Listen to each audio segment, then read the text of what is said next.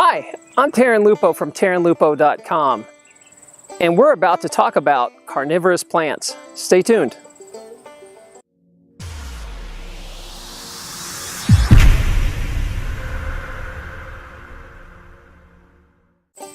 I've tried to raise carnivorous plants in the past. I've had Venus Flytraps and I've had pitcher plants, and both not with much success. They usually died really fast.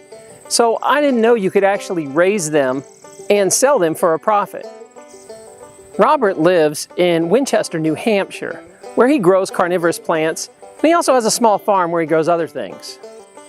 Robert also raises chickens, and to guard his chickens, he got a guard goose named Lexi. Now, Lexi imprinted on him when she was really young and follows him everywhere. You'll even see her disrupt this film many times, to the point where she even tries to eat the microphone.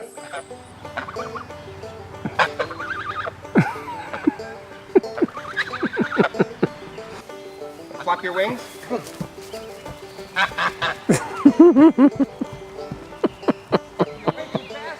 My name is Robert, and today we're talking about carnivorous plants and why you might want to grow them. Besides them being extremely beautiful, they are mostly indigenous to the United States, at least the pitchers and the flytraps, and they are severely endangered in the wild due to construction, due to poaching. You could certainly make money on them, growing them and selling them to people who would like them. Pitcher plants are indigenous to all of North America, from up in Canada to far south. Flytraps are indigenous to the Carolinas, Virginia, that area. Severely endangered, and if we would like them to continue to be here, it's grown by people, at their houses, because their habitat is shrinking drastically. Pitcher plants used to be severely endangered because their beauty. They were often picked to put into floral arrangements. That has stopped in the last couple decades, so they are recovering. However, Venus flytraps, which are indigenous only to the Carolinas and the Virginia area, are severely endangered, one due to construction, but mostly now because they're being poached. The flytraps in the Carolinas are being decimated by poachers. You see, people are taking these flytraps, juicing them, and pressing them to create a product called carnivora. Some people say that the product is a strong cancer-fighting agent. There are many varieties of pitcher plants.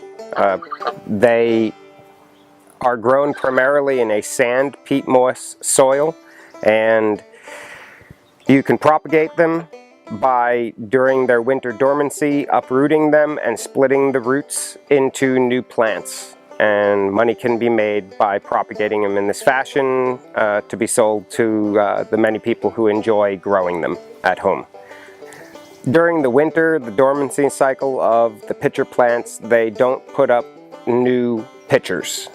With pitcher plants, they only put out a certain number in 2 or 3 crops over the season. This is why the poaching them to put them into flower arrangements was so detrimental. The pitchers are necessary to the plant because that's where the bugs go in and are digested by the plant. And since they can't just put them up at will, by cutting them all down to take them for flower arrangements, you're starving the plant. They have the benefit of eating all kinds of bugs around your house. The soil mixture for successfully growing carnivorous plants is very important. Sphagnum peat moss is a very important thing to the plants, but more importantly is the sand. It needs to be a pure quartz sand, and the best place you can get that is pool filter sand. Any kind of sand from Home Depot or wherever else, construction sand has too many contaminants, and it's not pure quartz sand. The best water for using with carnivorous plants is rainwater. So anything that comes off of your roof, down your gutters, is perfectly fine. They don't tolerate very well domestic water because water that comes out of your faucet is generally full of fluorine and fluoride. No, Lexi, don't eat that. Other No. things.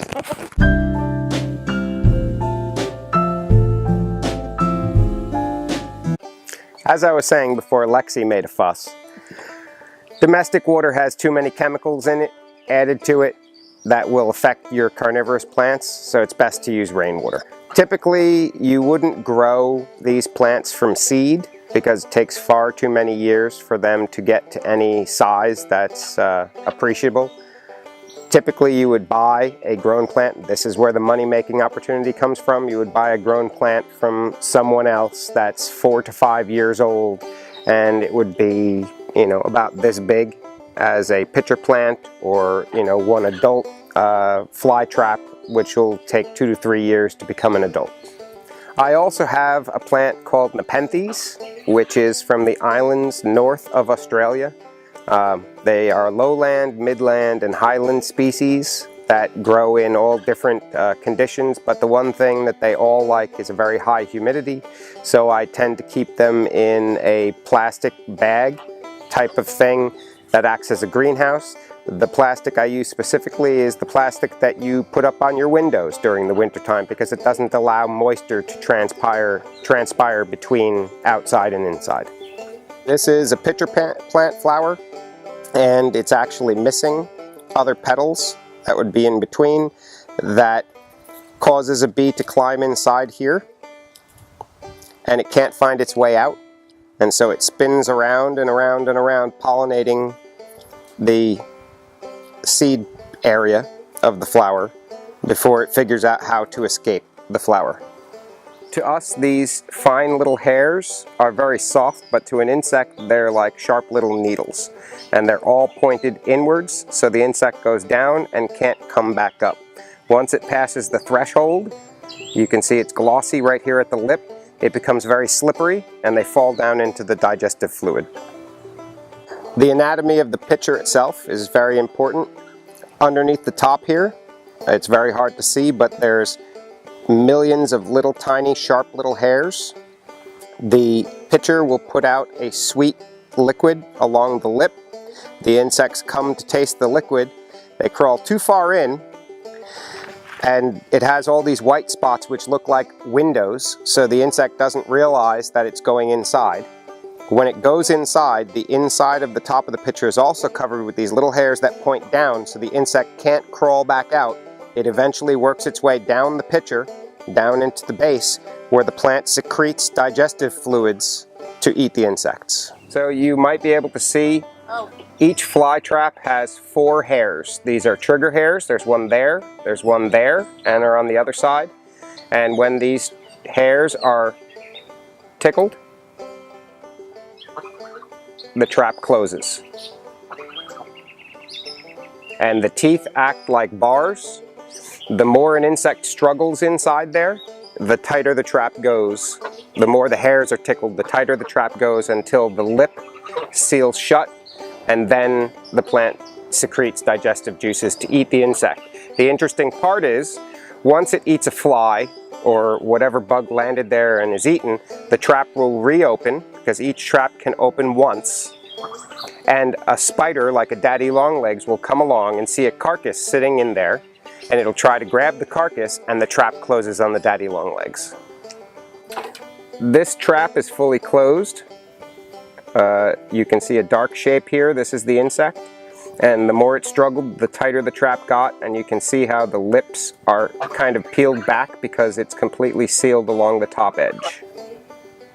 Each trap can only open once, so it's not good to close a trap for no reason.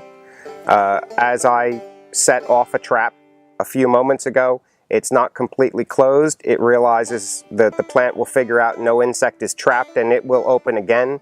But if you do this too many times, you'll kill your pitchers. It's also a myth that you can feed them hamburger.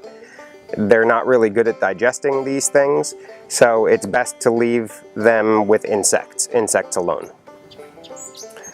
These are sundews in my terrarium. Sundews are another carnivorous plant. As you can see, they have little tiny hairs with little droplets of extremely sticky liquid on them. And many varieties of sundews, when an insect lands on the leaf will actually curl up around the insect, trapping it in the gluey, sticky mixture, which is also a digestive fluid. Very interesting fact about sundews is scientists have found that as an insect is approaching and hasn't landed yet, the plants start to get ready and start to curl up in anticipation of the insect landing, and scientists don't know why.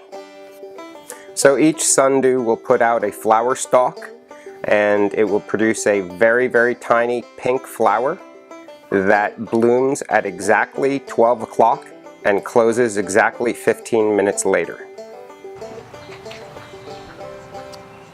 Good girl. I hope with this knowledge that you'll at least try growing your own pitcher plants and Venus flytraps to help those endangered species. Also, don't forget to give this